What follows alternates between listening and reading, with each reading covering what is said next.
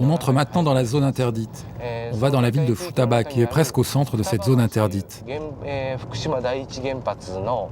C'est à Futaba que se trouvent les réacteurs 5 et 6 de la centrale de Fukushima Daiichi.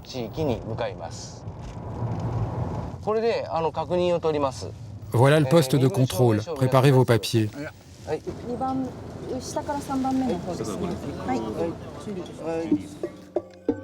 En 2011, dans l'urgence de l'accident, les autorités japonaises ont tracé un périmètre d'évacuation obligatoire de 20 km autour de la centrale. Aujourd'hui, en fonction de la réalité de la pollution radioactive, la région est divisée en 3 zones. La zone rouge, où la dose annuelle de radiation dépasse 50 millisieverts, est strictement interdite. Une zone orange, la dose de radiation peut y dépasser les 20 millisieverts par an. On peut y venir la journée, mais il est interdit d'y passer la nuit. Une zone verte qui devrait descendre en dessous du seuil de 20 millisieverts, le retour des habitants est envisagé. En dehors de ces 3 zones administratives, le gouvernement considère que la présence de radioactivité est acceptable et sans danger.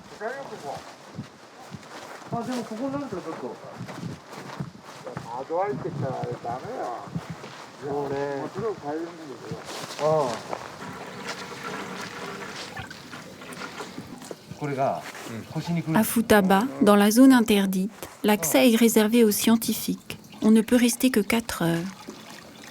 Ici, par endroits, les taux de radioactivité sont définitivement hors normes. Entre 17 et 18. 92,5. 31で、はい。GM115 で。 Entre 100 et 115. Pour le citoyen, la norme, elle peut avoir un effet rassurant, c'est-à-dire que c'est une valeur de référence, donc c'est toujours important et pratique d'avoir des références. Ce qui a été très compliqué avec ces références à l'après-accident de Fukushima, c'est que les normes internationales, qui étaient censées être garantes justement d'une certaine uniformité et consensus autour de la radioactivité, elles ont complètement volé en éclats. C'est-à-dire que le seuil de 1 millisievert, qui est le seuil limite qui est acceptable en temps normal, a été passé à 20, qui est une valeur, on va dire, faible en cas d'urgence nucléaire, mais ce 20 a été maintenu en fait sur le long terme, c'est toujours la valeur qui est en vigueur, et surtout ce qui a beaucoup choqué les populations sur place, c'est que ce 20 millisieverts s'est appliqué de façon indifférenciée aux enfants comme aux adultes. Et la valeur de 20 millisieverts est en temps normal la valeur seuil pour les travailleurs du nucléaire, c'est 20 millisieverts par an maximum.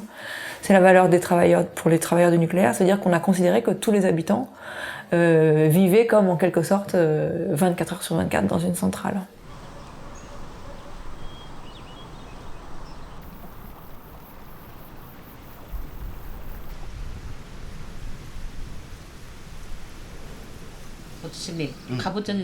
On nous a donné un potiron, on l'a fait mesurer.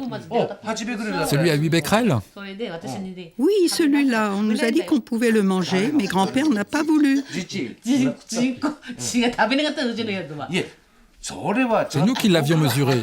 Il faut nous faire confiance. Il n'y avait pas de problème. Et les champignons maïtake? Ah, les maïtake, ceux-là, non. Il y avait 700 becquerels.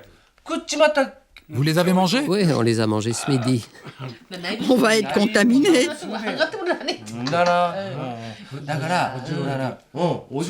Bah oui, vous allez être contaminés. Vous les aviez ramassés vous-même? Oui, ce sont les champignons qui poussaient sous les pins.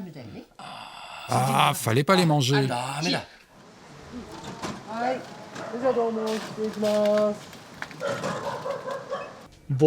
Je pense que la science et la réglementation sont 2 choses totalement différentes.